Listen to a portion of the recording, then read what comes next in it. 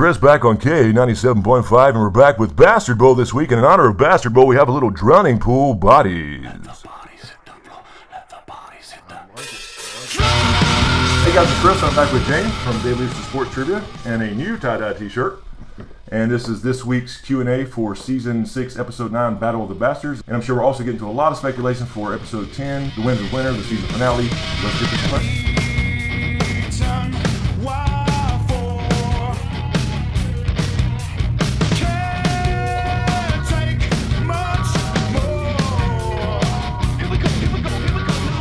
First off, what do you think? Epic.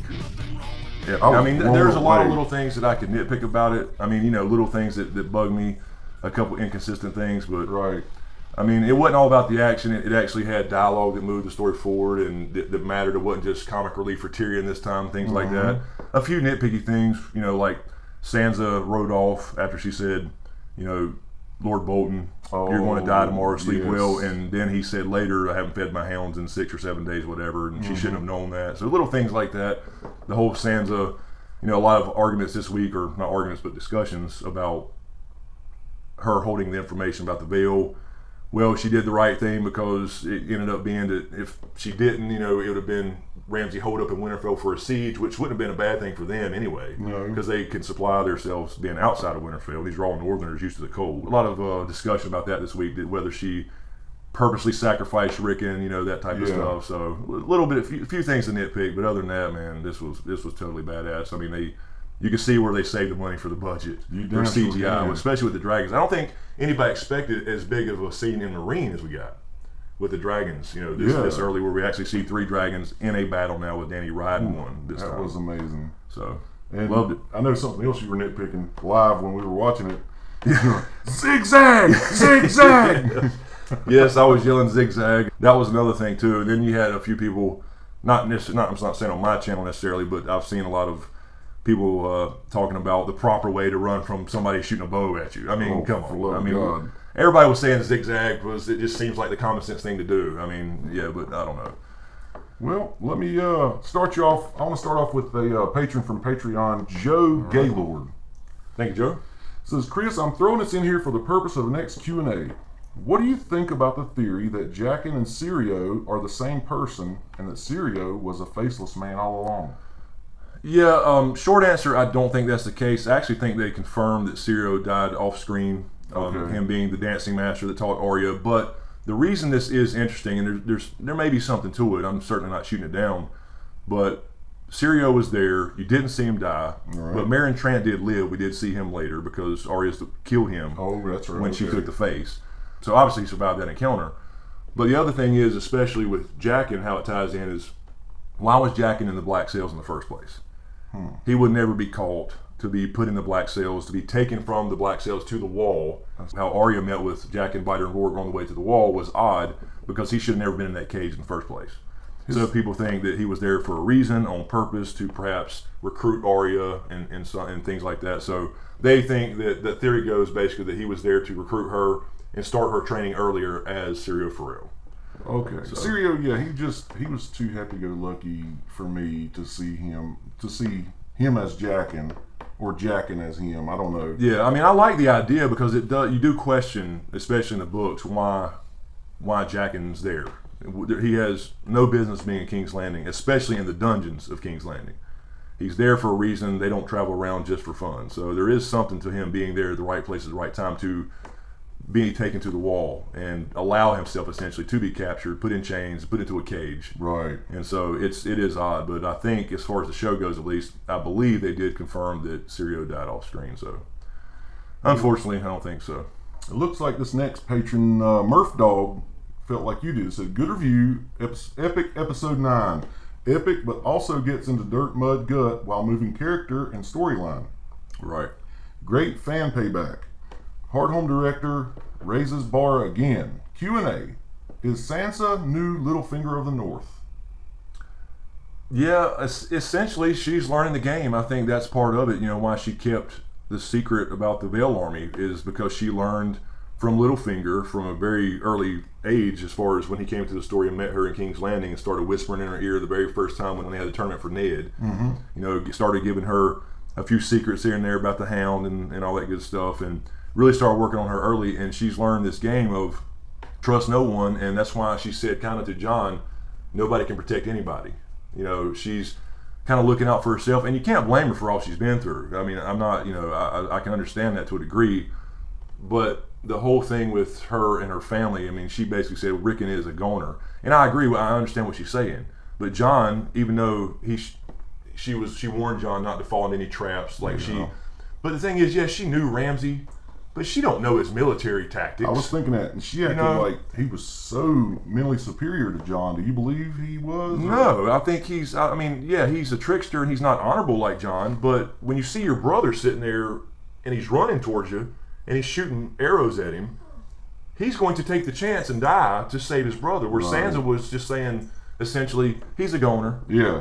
Why would he not try? I mean, yeah, the trap was to get him in arrow range, to get John out there in the middle, to get him in archer range. I mean, I understand that, but at the same time, do you take that chance to rescue your brother, the Lord of Winterfell right now?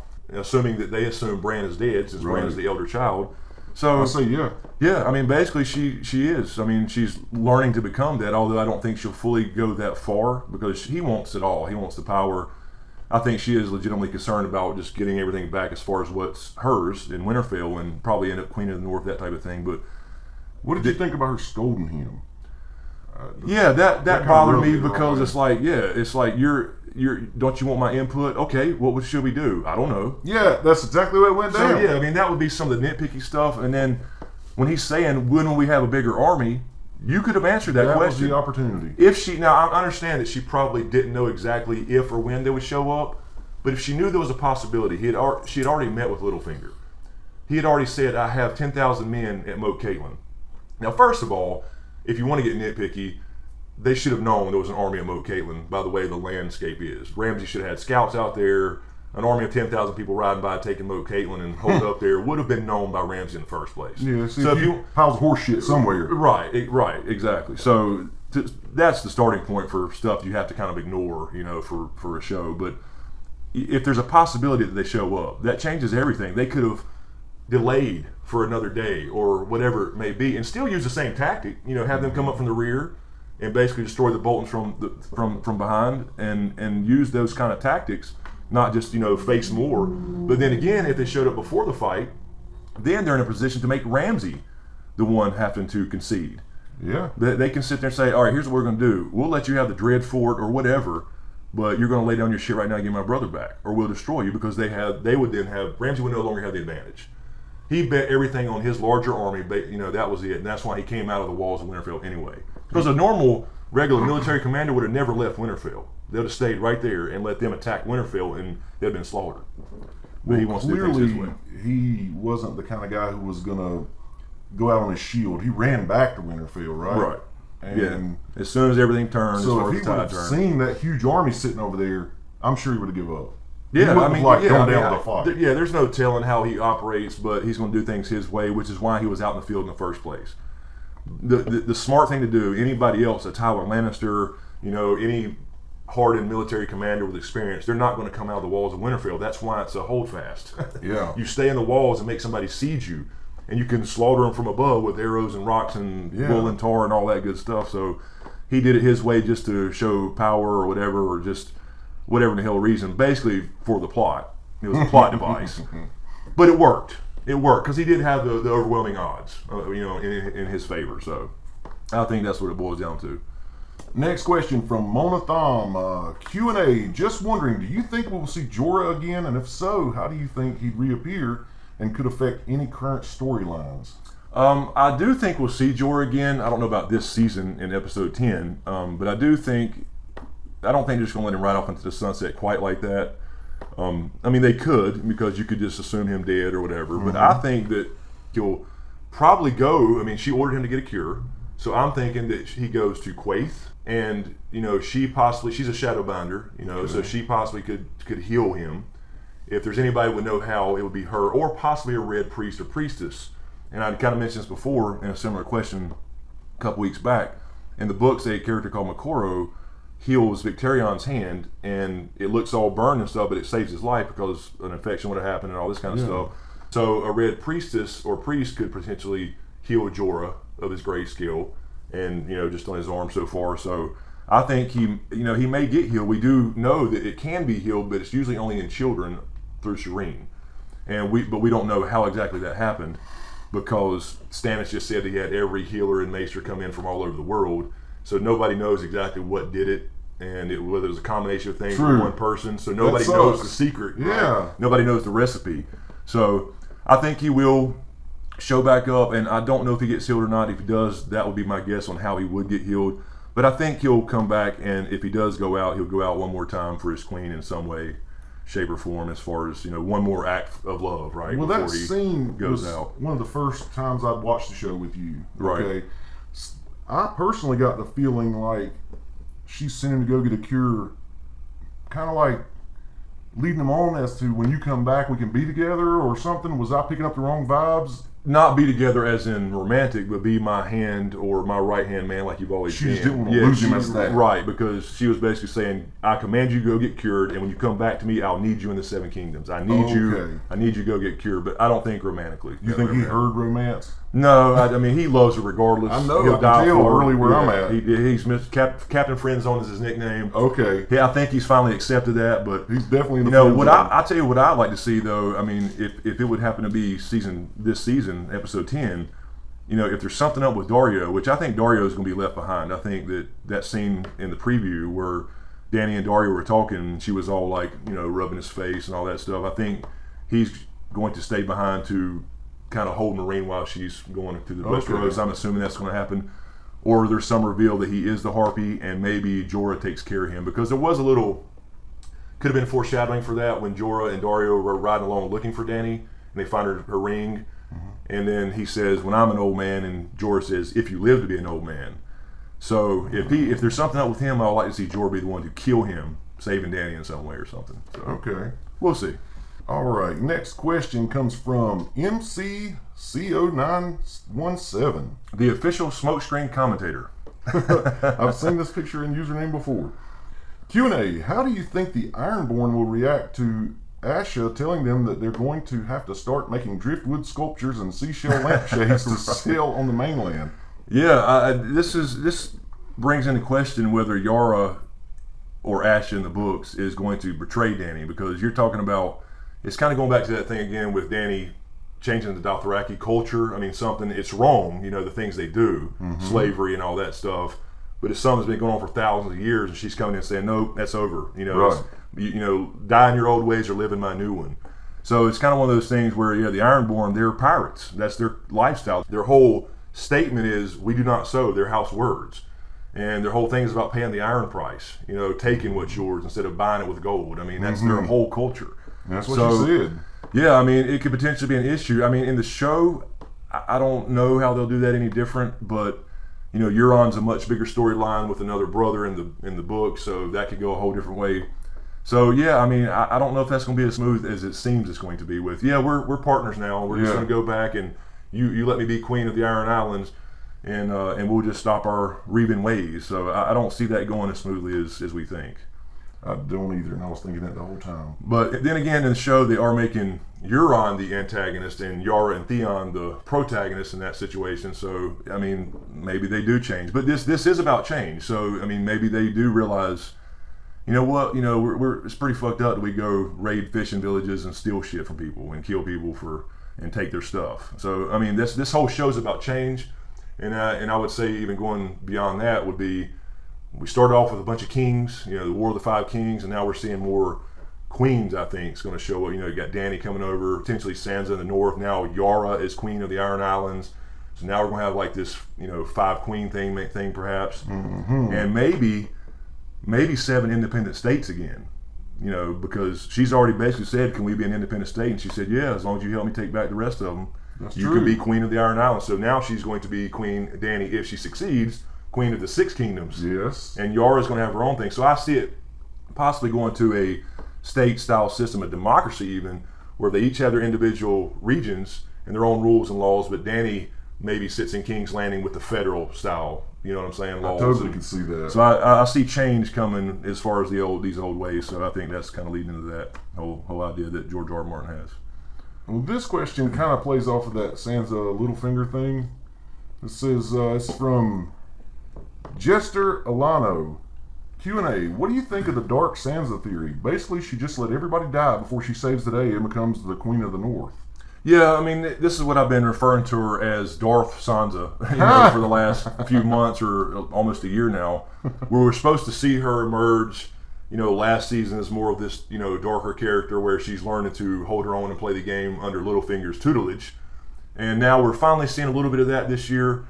So I think she'll get to that. My idea of it is she'll get to a point where she's realized she's gone too far, if that makes any sense. Like, she's starting to play this game and get in to be like a Littlefinger of the North, like somebody just asked. But then she'll realize, wait a minute, I can't be like him. Family is first and all that kind of stuff, and then probably end up being the one responsible for killing him. So that's the way I see it going, where she's on this arc where she goes a little bit dark down this dark path, kind of like Arya, but then kind of bounces back from it. So, I mean, that's what I see going on right now. Now, again, you read the books prior to watching the show? A little bit of both. Okay. I'd read some before the show and didn't realize what I was reading as far as the whole, before there was, you know, 5 books total and 7 planned. So back a long, long time ago. Then got into the show and then went back to the books again. So okay, well, the Sansa that I see, you know, she's so prim and proper. Yes. Right now, and it's like Littlefinger's just in the picture as far as, you know, getting in her ear a little bit.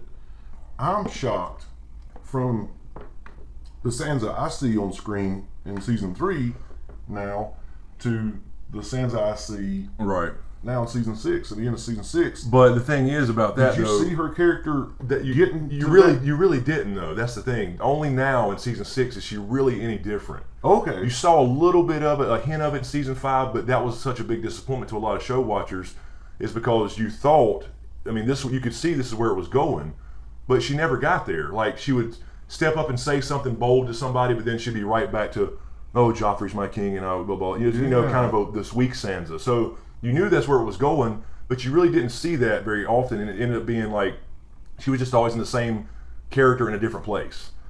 And now this year, you're finally seeing a little bit of this change, and it's good for storytelling, but, you know, like I said, it could go to a dark place for a little while for her.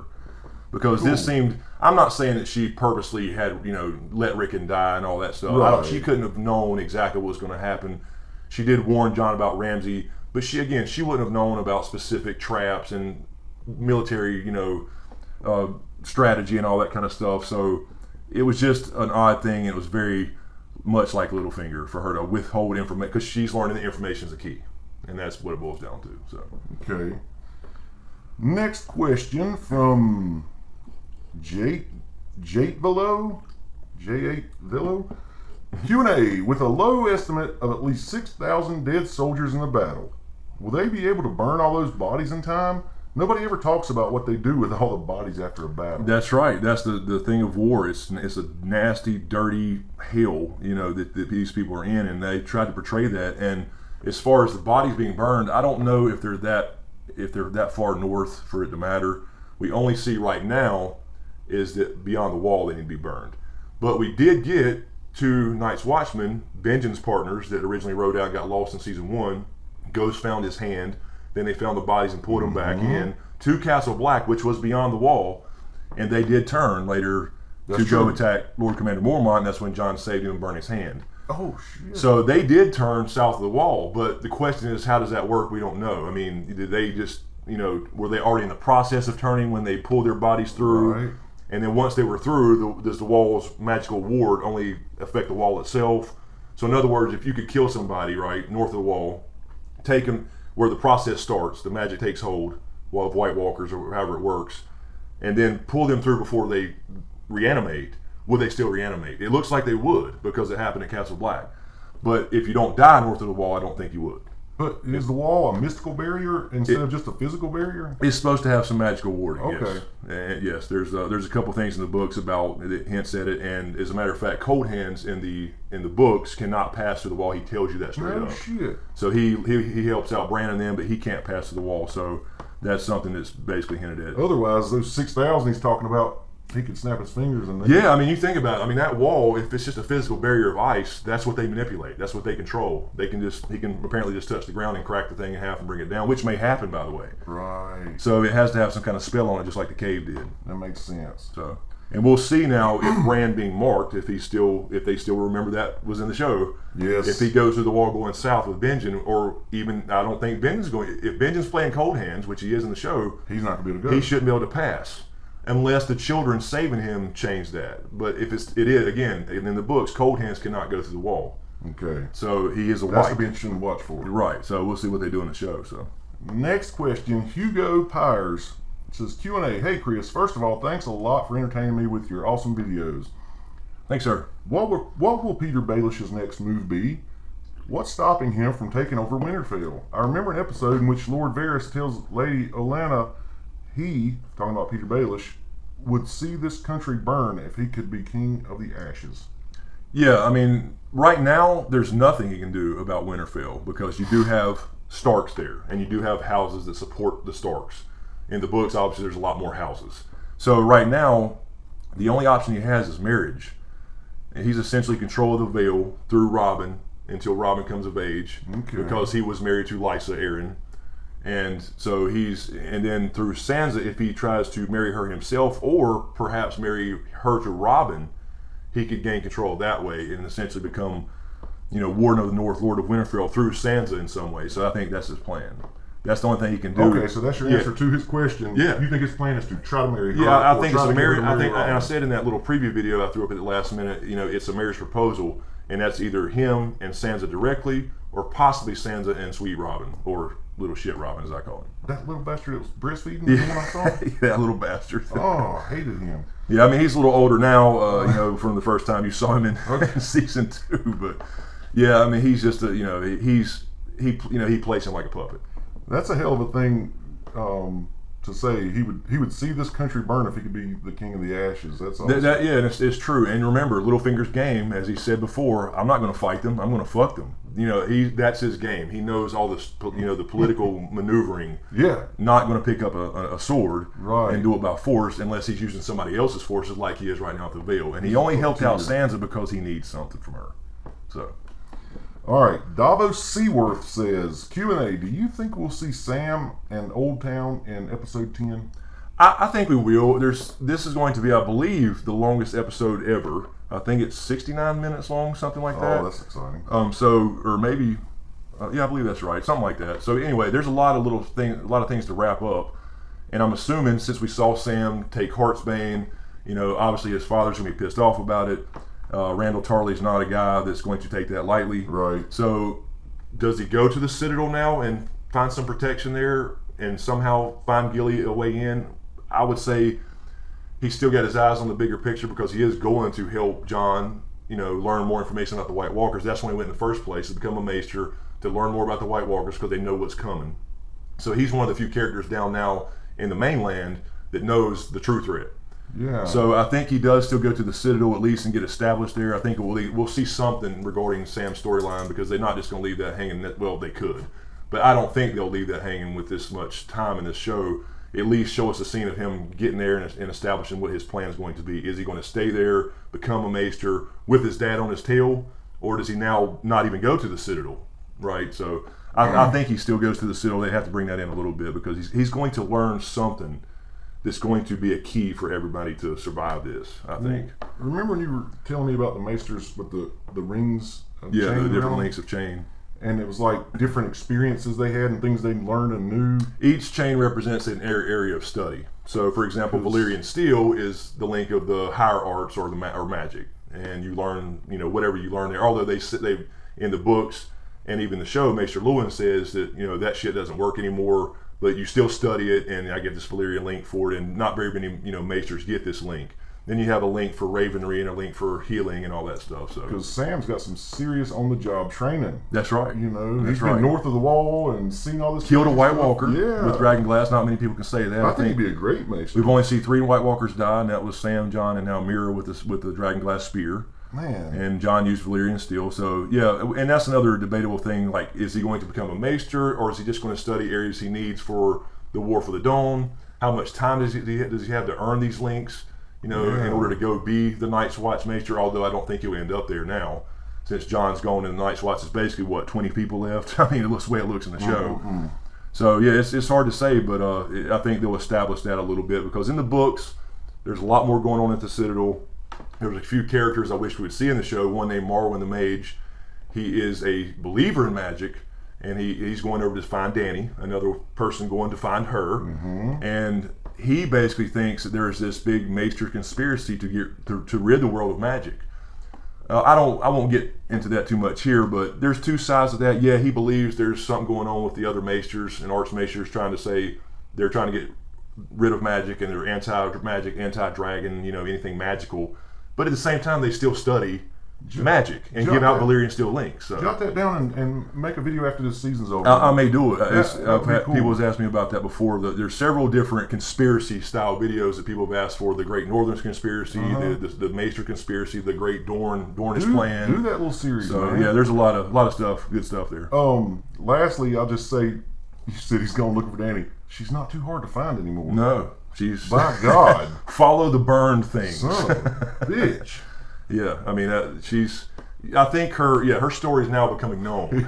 So especially after this episode. Yeah, she's just not whispers about some little girl. Right, it's not a little girl with baby dragons anymore who they thought would die as soon as they got as big as cats. Yeah. Next question, Irina Stepien, Q&A. Where is the ghost? Yeah, I don't know. It makes no sense to me why you have this epic battle. You have 3 dragons. You have 1/1. You have all the CGI that it took to do these 2 big battles. Insane, and you don't have Ghost in the show. He's been missing for 3 or 4 episodes now since John came back, really, I think. So, I mean, I don't know why they didn't put him in there. I can only think it would be, like Rob apparently used Grey Wind in battle. And, you know, there were rumors that he could turn into a wolf in battle, which kind of hinted at his warging, because in the books he does. We just never get to really see it like we do Jon and Bran. But I think they left Ghost out because, realistically, if you have a wolf in a battlefield situation, he's probably going to die. Exactly. So I think they probably just left him out just because, where do you fit a wolf in? What, you know what I'm saying? He runs in and takes out a few people, he saves somebody one time. Right, and he's probably done. Because, you know, he can take out a small group of people for sure. I mean, that happens in the books, but not a battle like that. So hell no. I would actually not. I'd rather not see him and just assume he's off hunting somewhere, or he left him locked in a cage or whatever. It was more poetic for Jackass's hounds to eat him, right? Than it would have been for Ghost to yeah, kill him, right. I mean, yeah, a lot of people wanted to see Ghost, you know, rip Ramsay's throat out, but it was poetic justice for his own hounds to eat him, especially after him hunting people like animals. I've yet to see that. Yeah, you'll see that. And of course we saw Fat Walda and his half baby brother get ripped apart by his hounds. We didn't get to see that on camera. They did give us the satisfaction of getting a face bite. Damn right they did. In this episode. So graphic. And he said he'd been starving them intentionally for 7 days. Right, so Ramsay is now dog shit. He is. Literally. All right. This question is from Zachary Walton. Do you think Loras will confess to the Tyrell's involvement in Joffrey's death? That will totally set Cersei off to a wildfire level. I think it's possible, but I don't know if he knows that they were involved. And this is a part you hadn't got to yet, but no. I think Lady Olenna, the Queen of Thorns... You know I'd be talking about it if I'd gotten to Joffrey's death. Right, exactly. So, yeah, I don't know if he knows all that as far as the details. I think her and Littlefinger are probably the only ones that are aware of that. And, of course, a couple people they used in it getting done. So... I mean, it's possible, but I just don't know if he knows that at all. Well, she's almost at a wildfire level now. What do you think? I think she's already almost in that corner because, you know, she specifically, after the last episode, we saw Tommen give the decree that there would be no more trial by combat. That was her option. That was her way out. And she even told Jaime that, you know, you go to River Run, lead our army. I'm here. I got a trial by combat. I have the mountain. She really had no worries at that point. Right. That was her ace in the hole. And I think that now that that's taken away, that's when, you know, she had the scene with Qyburn and she said, you know, are those old rumors true? Are they just rumors or something to it? And of course, he's referring to the Mad King's wildfire stashes, which are all around the city and never found specifically under the Sept of Baelor where the trial will likely be. So, yeah, I think she's in that. I think that's her plan now, is to kill the High Sparrow and all that. Tommen may be a casualty in that. Whether it's on purpose or not, we don't know. But I think that's her plan now. So I don't think it will take Loris to convict her of anything. I don't even know if she'll actually have a trial. I don't know if we'll even get to the point where she has a trial. Man, I think we'll see Loris's trial start, and maybe that whole thing go down. But she's not going to be in that room if she's planning on setting it off. So cool. Do you think she's gonna set it off? I think she does. It built up a lot. Yeah, I mean, it's been so much, so many hints at it. I just think you're going to see it at least attempted. But then again, like I said in the preview video, if what I think is going to happen as far as Jamie ended up killing her at some point, then I don't know. Maybe she doesn't yet, because he's still in River Run, as far as I know, and as far as the trailer or the teaser for next week. So. Then again, I could be completely wrong, and he doesn't have to be there. Maybe this is going to go further than we thought, because apparently, we've heard. I try to stay away from news and all that stuff, because I want my predictions to be based off the show and the books or whatever. Yes. But I run across some people send me things. It's hard not to. It's hard to miss. Right. And I was just when I released that little preview video after doing it late night and just putting it out there. Then I started to see the salary negotiations. Yeah. So a lot of people thought that Cersei may die in episode 10, and I didn't think she would die quite yet. I think she would go for the wildfire, and Jamie would be there, and we'd be left wondering, and maybe that would happen in season 7, as far as him stopping the Mad Queen theory that I've been talking about. But now, if he's still in River Run and she sets it off, well, then he's not there to stop it or whatever. So it's hard to say. It looks like she's going to be around maybe through season 8. So, well, based on what I saw at that Blackwater Bay, is that right? Yeah. Okay. Right. With what Tyrion did with that wildfire, yes. If that shit got ignited under that castle, there'd be a crater left in the ground. Damn right. Damn right. I mean, and that's what's crazy about it. That's been apparently there for over 14 years and never been found, all these caches. And all those lanterns and shit and all the fire in there, nothing's ever sparked it. So, that just gave me chills. No shit, they're walking through there with torches. They're walking through torches and stuff. I got chills on my legs. That's no electricity, and it's just sitting there somewhere in caches. Oh my God. And apparently we don't really know exactly where. It was just mentioned, in King's Landing, the Red Keep, the Sept of Baelor. So it's stashed everywhere. We just don't know where. And all it would take is a spark, and some people speculate it could be when Dany shows up and dragons ignite it, but obviously it's been pointing in Cersei's direction for a long time now. So. Man, I hated that. It made me actually think about napalm. And that's how exactly horrible a death that is. Yeah, it's basically what it is. It's nasty stuff. Okay, next question. This is a long one, all right. But I'm gonna read a long one because she mentions my name. This question's from Dana Ristic. It says, "Hey Chris and James, 1, love your vids. Thank you. Thank you. Number 2, Q&A question. I know I'm hoping for much again, but I just read the synopsis for the season finale, which says Brienne will meet an old friend turned foe. Since Catelyn is oddly being mentioned so many times during this one particular season, we saw the Tully residents get taken over, and Brienne, Jaime, and the Brotherhood are all in the Riverlands. Do you think Lady Stoneheart might finally appear, or am I just clinging to my hope that Brienne will follow her book arc? Then again, it is the longest episode in the show's history. Thanks." Yeah, I still stick by what I've been saying. I think it's just too late for Lady Stoneheart. I mean, as far as where we are in the books, and I mean, potentially it's still possible, but I think like the whole Jon Snow resurrection, it was the worst kept secret in TV history. We all knew it was going to happen. They kept trying to say no, Jon Snow's dead, but yeah, we know he's dead, but that doesn't mean he can't be resurrected. So I think we would know if Michelle Fairley if it would be the same actress. Now they could use a different actress because she would look a lot different. But can you give me a little rundown on Lady Stoneheart, please? Yeah, basically, evidently she's a popular character in the book. She is. She's because it was a stunner. It was one of those twists you didn't see coming. So Catelyn gets killed at the Red Wedding. Okay. They throw her body in a river, and 3 days later, the Brotherhood Without Banners, which is Beric and Thoros of Myr and those guys, find her, and Beric gives her the quote-unquote kiss of life, which gives his life for hers. So he then dies. Okay. And she becomes the leader of the Brotherhood Without Banners. Now, of course, they're all about justice and all that stuff, kind of the Robin Hood style of justice. Yeah. But they're not evil people, which goes back to what we were talking about in the previous episode with the village slaughter.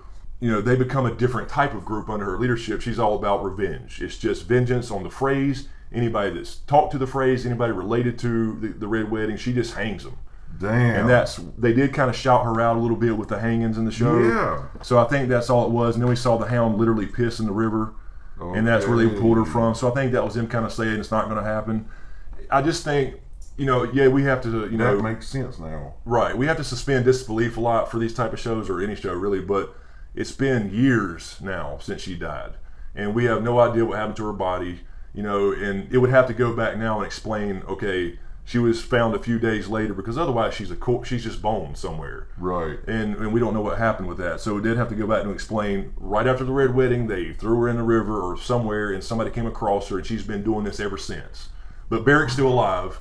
Obviously, we just saw him, and now they're headed up north with the hound, apparently, or wherever they end up, so I just don't see it happening. By them combining Benjamin and Cold Hands, right. Benjamin and Cold Hands, it makes people think outside the box a lot, don't it? And think characters can be combined. Yeah, and there's been some speculation that perhaps, that the Blackfish could be a Stoneheart character. We talked about that last week a little bit. That's right. Like he could be, he just got killed, and then somebody could find him and make him, and he would take Who's that gonna give him a kiss? Right. But I don't think the Blackfish is that important to the story. They've cut a lot of stuff down, obviously, for the show again.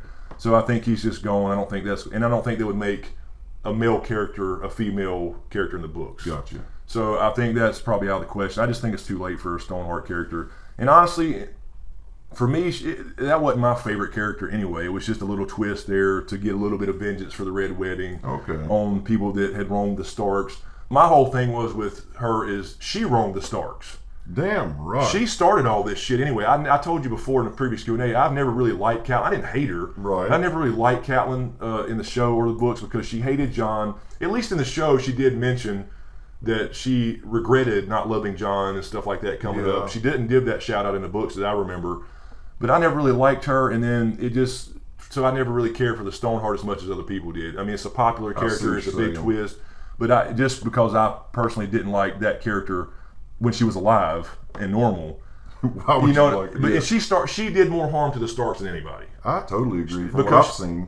But everything was set off, and you could go back and say there was other things that led up to that Littlefinger tried to set up, but that wasn't a guarantee. His plans wasn't guaranteed to result in Catelyn taking Tyrion, with really no evidence other than a fucking knife that used to belong to him. So if she started the whole fucking thing, she got Ned stabbed and killed. She goes behind Rob's back and lets Jaime Lannister go, and I can understand that to a degree, trying to get her daughters back, and that was the right thing to him about it. Right. And so the whole thing with Tyrion started all this. I mean, you can really point back to that as the beginning of everything. Yes, you would have still had Bran pushed out the window, and things would have went down differently, but the Lannisters would have never turned on Ned and the Starks if that didn't happen and they took Tyrion, because even though Tywin hates Tyrion as his son, he's all about the family. He would have came. He had to raise his army because his son, a Lannister, was being held hostage. Yes. So that led to that anyway. So I never liked her. I really did. She knew that was going to spark that. As soon as word got out that she had him. Right. It wasn't just to get at Cersei and them. She knew that Tywin would get fired up about it. Exactly. The Ravens went out, and everybody knew instantly that the imp's been taken, and of course Tywin has to immediately, for the family name, raise his army and go after, and that created the whole damn thing. So, well, thanks for doing that, man. I appreciate it. Next question, Janine Curtis, Q&A. Are we going to see some Frey pie? Do you think D&D will go in a different direction and give the Freys their comeuppance in a different way? Is Jaime going to betray them? I would say, I would probably, if I had to guess, just based off, again, the show, we haven't seen the setup with the Manderleys and all the whole thing for Frey pie. I would love to see that. It would be awesome. But I think there was probably more of a possibility, if I had to choose from those two, that Jaime would betray them. I mean, right now, right after we saw Riverrun get taken back, he did that for the Freys because he was doing his duty as a Lannister and for his king, his son. So I don't see right at this moment why he would betray the Freys all of a sudden, unless he just has this big change of heart and realized that everything they've done was wrong and he wants to get revenge for the Starks for some reason. So something would have to kick that off for him to say, you know what, I need to get behind the Starks. But at the same time, if he did that, he would be betraying Cersei and his king and all that stuff as far as the whole anti-Stark thing. So I don't see him doing that for no reason. I think so something would have to happen for him to turn his back on Cersei and on Tommen and his house, essentially Lannister. So in the books, he's already kind of at that point where that could happen because he knows about Cersei and all her extramarital affairs. Yeah. And he's aware of all these people that she's screwed. So it makes more sense there. But on the show, you just saw, I still love Cersei. I'm going to do whatever I can to get back to her. Now, he was more of an asshole, Jaime, to Edmure to save lives. So he realized that. So you still got the more honorable Jaime that we've been learning to like a lot better in the last few seasons. Something's got to happen for him to all of a sudden snap and just all of a sudden turn on the phrase, if that makes any sense. I mean, right now, he just took River Run. He did it. They put the Frey flags back up. Why now all of a sudden turn at the last minute? True. So something has to happen for that, cool. I believe. Next question. 20-Sided Turtle says, Chris, do you think there's a chance that D&D hold off on the Tower of Joy reveal to let George R.R. Martin reveal it in the next book? It's certainly a possibility. I mean, but I definitely think that we're going to see Bran in Vision stuff in episode 10. And I do know that middle Ned, or the younger Ned, is supposed to play a part in that. And so we're going to see the Tower of Joy, part 2. So I just don't see them doing a part 3. Because you would have to say, like, once he goes in there, it shouldn't be that much information. Right. He goes in there, he sees his dad, Ned, laying down with Lyanna on her bed of blood, and she's saying, promise me, Ned, and there should be a baby. Really, that's all we need to see, and maybe their dialogue as far as the baby's name, or something to that effect. So I can't see them doing a whole Tower of Joy thing and not actually revealing it. That's the only reason I think. It would be a great cliffhanger, obviously, for TV purposes, because you see a baby, but maybe there's no hair, and you can't tell the color of the hair or whatever, and they could still be a question, oh, maybe it's Dany, or maybe it's twins, or whatever.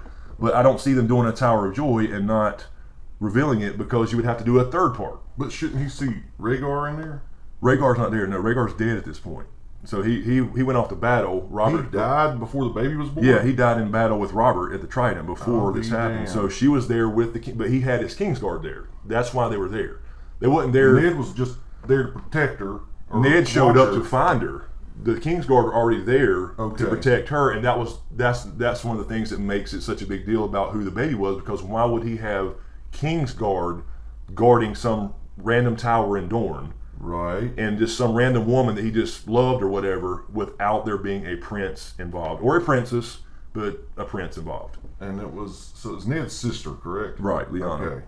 So yeah, I mean, I think they could do it in a way where we learn the truth, but Jon doesn't learn the truth, or something to that effect, for a cliffhanger style type Right. ending, I guess. But I just don't see them doing a part 3 is the only reason I think that. You know what I mean? Why would you go to a Tower of Joy again? I agree. Where he goes alone now, because obviously Bloodraven's gone. Yeah. He goes in there alone, he walks in there and then still doesn't find out, so it makes no sense for them to do a Tower of Joy part 3 in season 7. So you're saying Bran walks into the Tower of Joy, Right. and should see Ned and Lyanna, and that's it? You should see Ned and Lyanna and possibly Wyla the wet nurse. We don't know if they're going to put that in the show or whatever. And then a baby, And he's going to know what's going on, and he's either going to spill his guts, or it's going to wait till the next you're season. right, yeah, and that's the thing right there. I mean, I just don't know how much time they're going to have wherever he is and has this vision. True. We don't. I guess he's still north of the wall. Maybe we see him come beyond the wall, come south first, and however he connects to werewood.net now, whether it's through his sled or he can just do it now,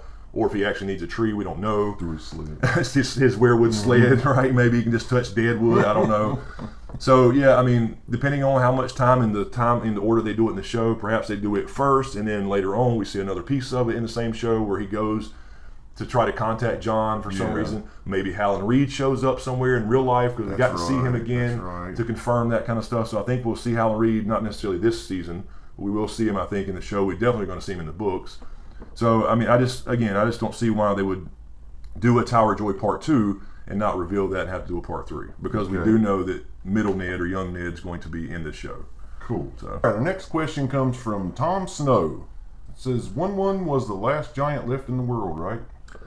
I believe in the show he is. We saw 3 total, and all 3 die now, so I believe they're insinuating they're gone. Also, the Children of the Forest, we all saw them die, and we don't know if we're going to see them in the God's Eye, if there's still some left, but it implied that that was the last of the races, which were the 2 original races to inhabit Westeros. So. Oh, really? Yeah. So they're all apparently gone, at least in the show. Well, I know that disappointed you that he didn't have a weapon, or yeah, it was it's plot, I mean, but you give him a damn tree.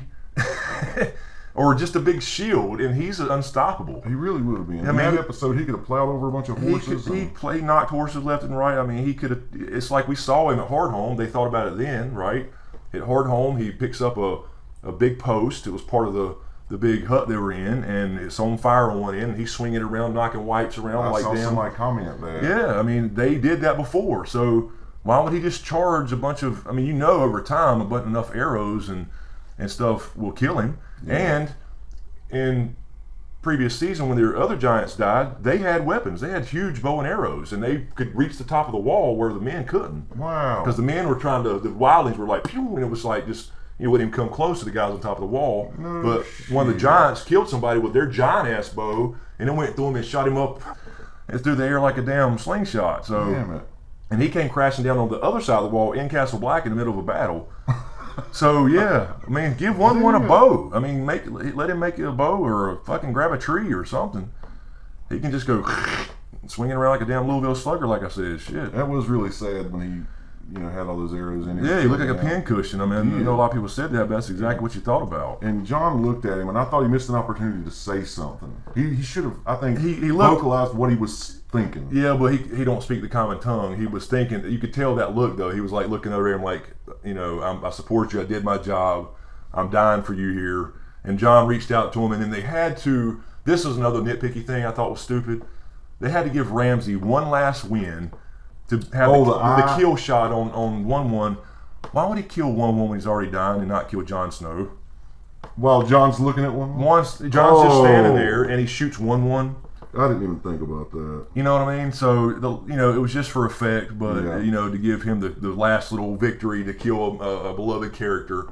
But you kill John and you damn near win. I mean, you're still going to lose, but you knock out the bastard. It was Bastard Bull after all. So yeah, I mean, I hated. I liked 1-1. He was cool as hell, and but that's part of this story of if John winds up running something at the end of all this, whether he's King of the North or whatever happens, right. I think he should build a statue. I agree. I think because the whole thing is how all this damn warfare wipes people out, and now you have the 2 original races gone completely apparently, and it was all man's fault and whatever. So that's the whole idea anyway of this. It is an anti-war show shown in a very gruesome way. Yeah, it really is. Ain't it? Next question from Lance Kozak. It says, Q&A, James, can you please wear a matching tie-dye bandana the next time? It really upped the entertainment value of an already great episode. That would be awesome. They don't make bandanas big enough to fit this big tater head I got. Oh, we can do something. We'll get a towel and tie-dyed or something. Hell yeah, I'll do Old t-shirt. Another t-shirt. Yeah, you could do that. I'll do it. I'll look like... and you can go, West Side, or wear it backwards. That'd be cool. Yeah, let's do that. That'd be cool. Lance really does have another question for you. Okay. It says, okay, now that the Hound is running with Brotherhood Without Banners again, it's probably likely that he'll run into Lady Brienne again. You think that might be a slightly awkward reunion? I would say so. Yeah, that would be awkward. Although she's headed back north, and they're now headed north, so I'm thinking they probably would meet again. But he is kind of changed. Violence was not his first option. He tried to escape it, but he just went on this short little tear of vengeance. Yeah. So I mean, he is kind of a different person though, because he sat down and have a normal conversation with Thoros and Beric. So yeah, I mean, I think it'd be awkward, but I don't think they would fight again or anything like that. So I think it'd be kind of cool for him to meet the woman that knocked his block off. You know what I mean? No, I don't. Yeah, well, you will. Awesome. You will. That's right. You hadn't seen that. So. D. The Belly says, how will Daenerys stop the Dothraki to rape? I guess from raping. With plot magic, it says. Yeah, I mean, that's, again, it goes back to the whole cultural thing. She's saying, all right, you've been doing this for thousands of years, no more. But then again, you know, the way I can justify it, I guess, because you really can't, she can't control all that. She's not in the battlefield. If she's up on a dragon flying around, she can't see what they're doing and babysit everybody. So you just have to kind of use imagination and say, you know what, they saw a fucking dragon, which they didn't believe existed. Right. And they just truly worship her because she walked out of that fire unburnt, so they believe she is a goddess, so to speak. So they just listen. I mean, that's what you kind of got to believe. So it is kind of plot magic in that sense. I do believe that the Iron Islands, I think they'll listen just because of the deal they made, right? Well, yeah, that's what we were talking about before. Will they listen? But you know, these people, they're kind of wilder. Right. You know? Well, yeah. I do believe though. There's not much different in their cultures other than slavery, though. You know, really. I mean, if you think about it, they're just kind of the sea version, right? Of okay. But they don't take slaves. That's a good way to look at it. Right. They don't take slaves or anything like the Dothraki do, but they still pillage and rape and plunder, and that's how they get their stuff.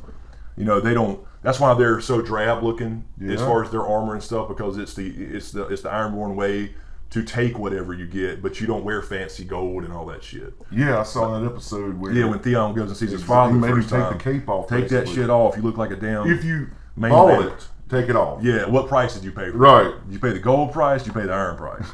So yeah, that's true. You can't. It is kind of plot magic if that's going to happen. But then again, that begs the question: Is she going to be able to change the Dothraki way and the Ironborn way, for that matter, after they go across perhaps and win the Seven Kingdoms or whatever? We know we're all going to focus on the main thing coming, the War for the Dawn with the White Walkers and all that, but as little subplots are still around before we get to that point where nothing else really matters, will Yara hold up her end of the deal?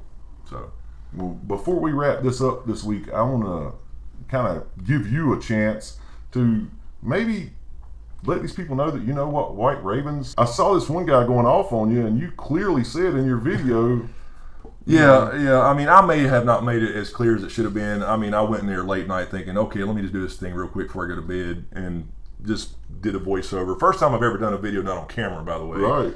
And so people were asking, "Are you okay? You sounded sick." It was late, and I was really close to the mic because, you know, normally it's, you know, 2 or 3 feet away from me when I'm on camera. So anyway, yeah, I mean, I thought I explained the part right after, because I just speculated. It was just pure speculation, just ideas that the White Raven could be brand warding something, because they do represent important things from the Citadel. The Citadel has sent out ravens, white ravens only. They don't really carry a message, so to speak, other than it being a white raven is the message. Oh. And it means a change of seasons. So we've already saw in the show when basically Pycelle, the way he words it is, you know, the days are getting shorter, here's the white raven from the Citadel, summer is over. So then it didn't really say it's the beginning of fall. You know what I mean? So there is a fall. People think there's just summer and winter, but there is a spring and a fall in between those times. And there was you know, a year of the fall spring where they thought it was going to be summer again, but it was just a short snap of warmth, I guess, or whatever is mentioned in the books as far as some history goes. So in A Dance with Dragons, in the epilogue, they do send out another white raven saying winter is here. I was just kind of thinking, when I was thinking about the whole brand thing or whatever, I mean, I thought I did explain that these usually do come from the Citadel. You showed the clip. And I even showed the clip with the white raven in the cage saying this was the end of summer. But I was just thinking maybe the show don't want to complicate things, because they do keep it simple, and send out another one which is almost the same message. Because if they really don't mention spring and autumn, right, in the show, they only mention summer and winter, and you've already seen a raven come out and say it's the end of summer, it's almost the same message at the beginning of winter for show watchers. Yeah. If that makes any sense. No, it does. So I was just thinking, why on the show would they send out another one? I mean, that's likely what it is. It's probably just and it is named, as far as the 10th episode, it is named Winds of Winter. So it probably is simply a raven from the Citadel saying winter is here.